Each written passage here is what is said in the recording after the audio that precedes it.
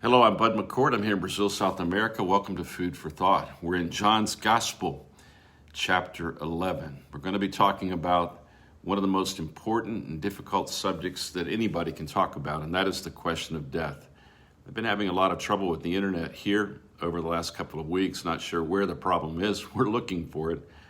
So we'll see if this live will work. I've already had to make several adjustments and see what we can do. If not, I'll just have to make a recording and then publish the recording. I prefer the live. It makes me feel like that I'm actually talking to some people right in front of me, which I really enjoy doing. People like Rhonda, Wesley, Rosalie, other people that I see every morning when I get on here.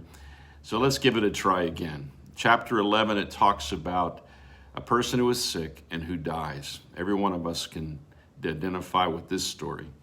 Now a certain man was sick, Lazarus of Bethany, the town of Mary and her sister Martha. It was that Mary who anointed the Lord with fragrant oil and wiped his feet with her hair, whose brother Lazarus was sick. Therefore the sisters sent to him, saying, Lord, behold, he whom you love is sick. Wow, we can all identify with that, can't we? When Jesus heard that, he said, the sickness is not unto death, but for the glory of God, that the Son of God may be glorified through it. So Jesus tells us that this sickness has a purpose behind it. It's not an accident. Now Jesus loved Martha and her sister and Lazarus. So when he heard that he was sick, he stayed 2 more days in the place where he was. Then after this, he said to the disciples, let us go to Judea again. The disciples said, Rabbi, lately the Jews sought to stone you, and are you going there again? Jesus answered, are there not 12 hours in the day? If anyone walks in the day, he does not stumble because he sees the light. But if one walks in the night, he stumbles because the light is not in him. These things he said. After that, he said to them, our friend Lazarus sleeps, but I go that I may wake him up. The disciples said, Lord, if he sleeps, he will get well. However, Jesus spoke of his death, but they thought that he was speaking about taking rest in sleep. Then Jesus said to them plainly, Lazarus is dead. And I am glad for your sakes that I was not there, that you may believe. Nevertheless, let us go to him. Then Thomas, who is called the twin, said to his fellow disciples, let us go, that we may die with him. Let us go, that we may die with him. If there's any one subject that's kind of like the elephant in the room, something you cannot ignore, it is the existence of death. We've been through a pandemic. Probably for this generation, it's an unforgettable confrontation with death. It is something that is life-altering in the sense that the fact of the existence of death is one of the most difficult realities to get our arms around, because there's something inside of us that says it is not normal. It is not normal. Every single religion has to deal with the question of death. So Jesus had already said that he had the power to lay his life down.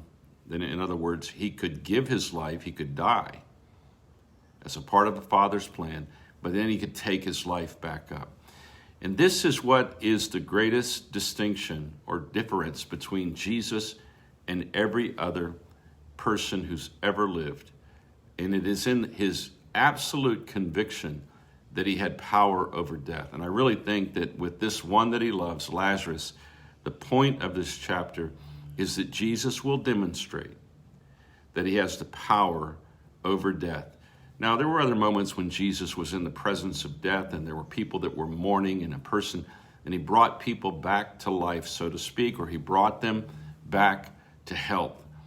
But there was never a moment like this one, because he deliberately gives enough time for death to have been embraced by all involved, and a burial takes place. And it's already going to be 4 days by the time Jesus gets back to where Lazarus is, and he's already in the tomb. And this discussion between Jesus and the sisters and the people around becomes very definite, that everybody thinks that death has had the final word in Lazarus's life. And that really is what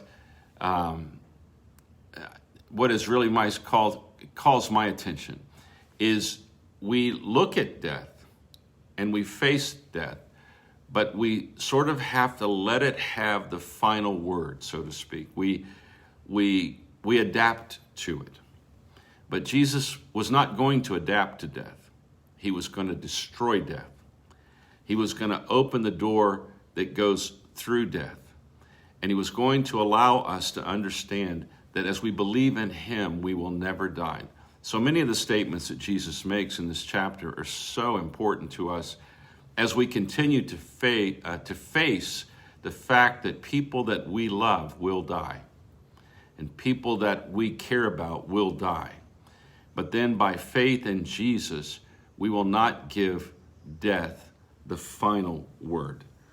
We will not give death the power over the way that we will respond as we have people dying that we love and we know that Jesus loves.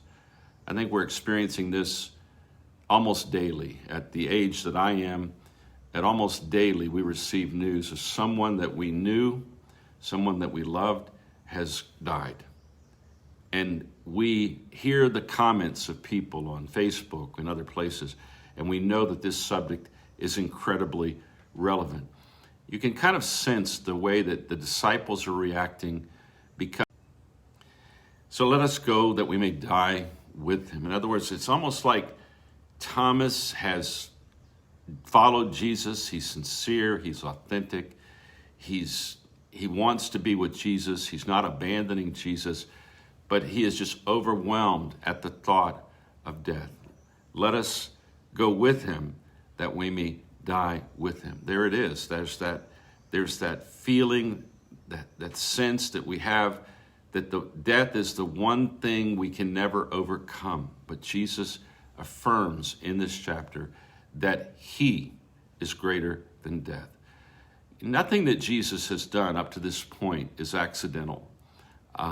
When you read what Jesus is doing and you follow it through, as we've been doing over these weeks, to me it's become very clear that Jesus was, when he talks about if there's 12 hours in a day, it's like, I have to finish all these things my Father sent me to do, all the works that the Father has prepared for me.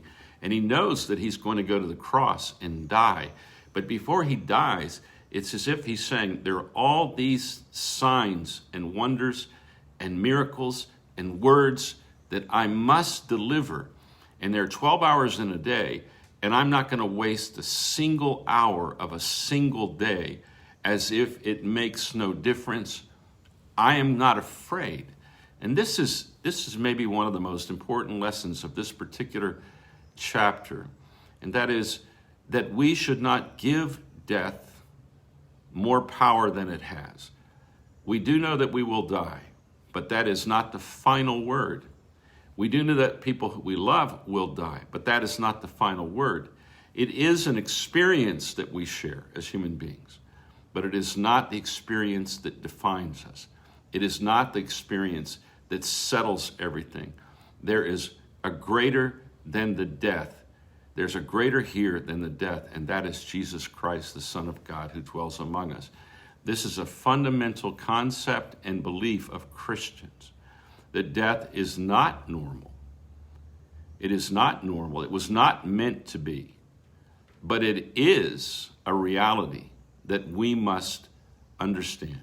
The Bible says it is appointed unto man once to die, and then after this comes the judgment. So there is something here we have to deal with. And those of us who have dealt with it with father and mother and with friends and with relatives and with sisters and with brothers, we know how difficult it is. We have felt this. But when we focus on Jesus, we can either say as the twin here, the one Thomas says to him, let's just go ahead and die with him. We lived with him for a while, but let's just go die with him. I'm not quite sure what was in his mind, if there was something beyond that. He doesn't get more specific than that, but certainly he is looking at this as something that is inevitable and it's coming, and well, let's just live as good as we can with Jesus and then we die. But for the Christian, We look past death. We don't run from it. We're not afraid of it. We look past it, and we see the resurrection. And of course, that comes later on in the book of John. We see and live and experience the resurrection.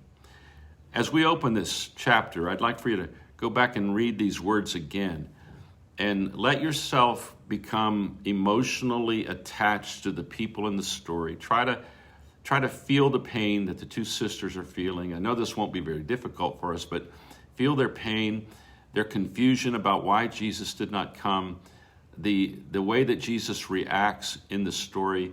Every bit of it is a revelation of the way that we should react, the way that we should face death, the way that we should think about death. And later on, we can see, as we move through the book of John, that when he gets to the very end, he destroys the work of the devil. He destroys death. He opens a chapter in human experience where a human being has defeated death, come out of the grave, and Christianity in the visible form embraces this truth of the resurrection. And if you remove the resurrection, like the Apostle Paul says in 1 Corinthians, then we are of all people miserable people, because we still are in the grip of death. But we are not in the grip of death. We are in the grip of Jesus, and nothing can tear us out of the hand of Jesus. To me, it's just a fantastic story for us to deal with the reality of death, but the greater reality, which is Jesus, who has won the victory over death. Very, very beautiful, deep, profound story from which we can learn a great deal. But death no longer has the final word. Have a great day. Keep focused on Jesus. Keep walking with Jesus. Remember, see him, hear him, love him, and live him. And then the fruit of that will come out, because Jesus Christ in you is the hope that you can glorify God and make God visible and available to people who need to know that God is real and God is love. Have a great day, great week, and I pray that you'll use all the hours of your day to do those things that would glorify God. Have a great day.